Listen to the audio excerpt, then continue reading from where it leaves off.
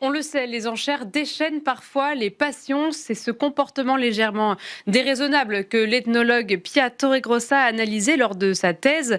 L'ouvrage Vivre les enchères, raison et passion pour l'art et les objets de collection est paru le 16 avril dernier 2026 dans la collection des livres ethnologiques au ministère de la Culture en partenariat avec la Maison des Sciences de l'Homme.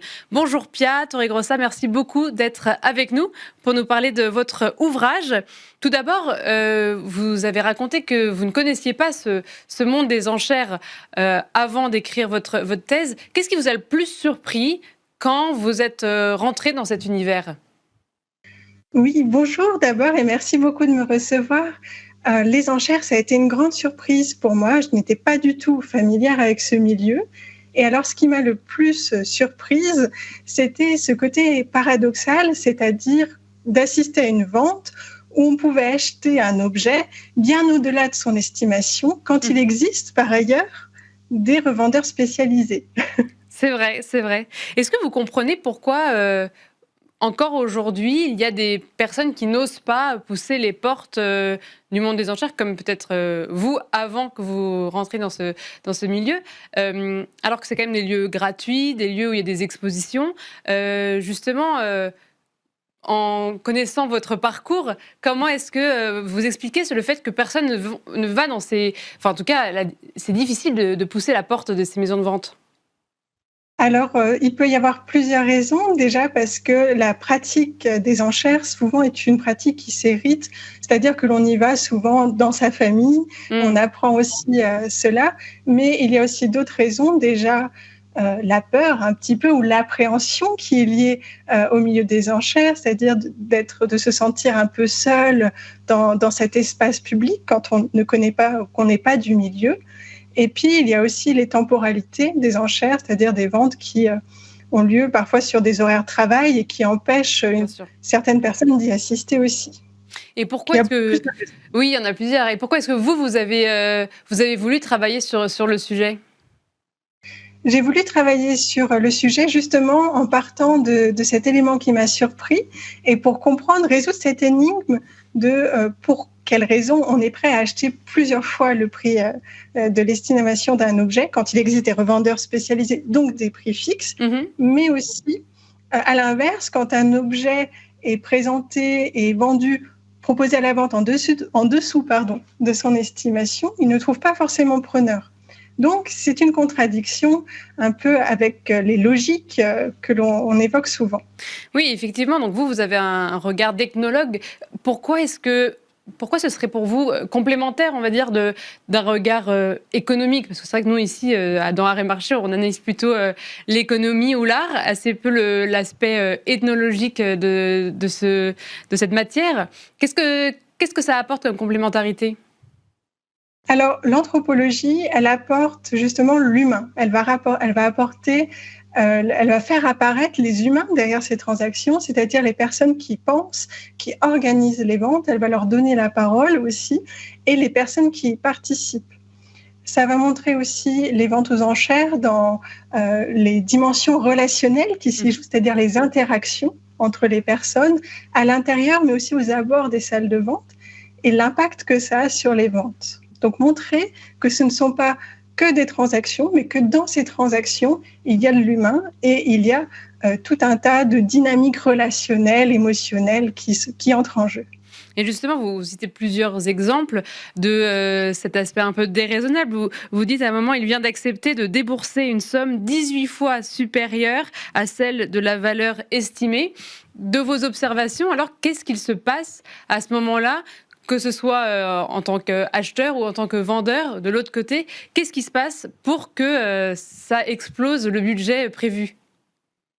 Alors, il y a plusieurs choses qui entrent en compte. Déjà, les logiques propres à chacun, parce qu'on a tous des motivations différentes. Et justement, le travail anthropologique permet de faire ressortir ces différentes logiques.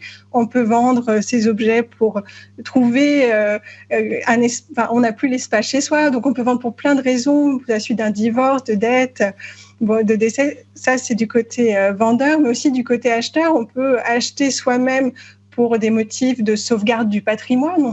On souhaite qu'un patrimoine ne disparaisse pas, donc on va enchérir pour pouvoir le sauver, mais aussi par des intérêts financiers, dans des logiques de placement et des logiques de collection et de relations presque affectives, en tout cas avec les objets qui sont présentés. Donc il y a tout un tas de raisons.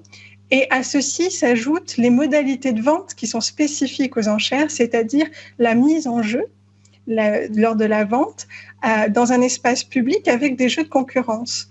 Donc il y a à la fois tout ce que l'on apporte soi, mais aussi la situation qui fait ressentir des émotions de manière très forte, parce que les ventes, elles peuvent être très longues, mais le moment où vous enchérissez, côté acheteur, du coup, va être très court.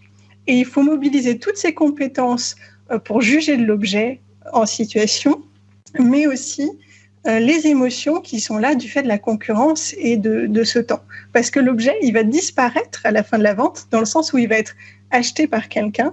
Et donc, on ne sait pas à quel moment on va pouvoir le retrouver sur le marché des enchères. Par exemple, s'il rentre dans une collection privée, il peut y rester très longtemps. C'est ça. Et donc, finalement, c'est cette théâtralité qui va apporter de l'émotion et va faire perdre un petit peu sa rationalité. Oui, il y a de ça aussi, exactement. C'est-à-dire que finalement, les enchères, c'est un théâtre, en quelque sorte. C'est un terme qui est beaucoup utilisé par les personnes que j'ai eu l'occasion de rencontrer. C'est un théâtre parce que finalement, il va y avoir donc souvent le commissaire-priseur qui va raconter donc l'histoire du bien avec parfois un expert qui est là pour raconter l'histoire du bien aussi, mais il va y avoir ces enchérisseurs qui vont être l'un contre l'autre, donc ça va faire monter les enchères et du coup, on ne sait pas ce que ça va donner. Donc, il y a vraiment un vrai suspense sur le devenir de l'enchère, sur qui va l'emporter aussi, en sachant qu'il y a aussi tout un jeu par les équipes de vente, mais aussi par les participants, de jouer un rôle parfois. Donc, on voit des commissaires-priseurs qui utilisent l'humour, qui se mettent en scène et qui mettent en scène les biens qu'ils ont à vendre. Et de l'autre côté, des enchérisseurs qui peuvent eux-mêmes essayer de jouer des rôles, des personnages pour tromper les autres acheteurs. Oui, c'est vrai que dans votre ouvrage, vous parlez de combines. Est-ce qu'il y a des stratégies réalisées par...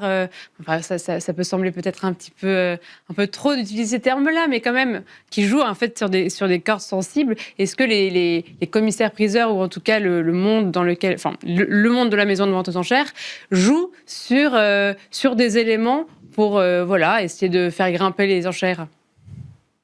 Oui, bien sûr. Alors, il y a aussi les sensibilités de chacun par rapport aux objets qui sont proposés à la vente, mais il y a l'objectif qui est celui de la vente, de réaliser la vente. Donc, il y a toute une scénographie qui est pensée, par exemple, lors des expositions, les expositions des biens qui ont lieu avant la vente, mais aussi une façon de capter l'intérêt du public lors des ventes. Donc ça, c'est du côté des maisons de vente. Et ensuite, du côté des acheteurs, il y a l'idée de stratégie où on peut jouer face à ses concurrents pour les tromper, jouer le fait qu'on a peut-être hérité ou fait un héritage. Donc, on peut dépenser des sommes folles alors que ce n'est pas vrai, mais du coup, ça va fausser la perception que les autres ont de soi. Oui, c'est ça, c'est de rajouter des petits éléments de contexte à chaque objet pour pouvoir le mettre en avant. Merci beaucoup, Pia Torregrossa. Je rappelle que vous avez donc écrit ce livre « Vivre les enchères, raison et passion pour l'art et les objets de collection ». Donc, dans la collection des livres ethnologiques du ministère de la Culture, en partenariat avec la Maison des Sciences de l'Homme. Merci beaucoup d'avoir été avec nous pour nous présenter votre ouvrage. Et merci à vous toutes et tous de nous avoir suivis. C'était Art et Marché.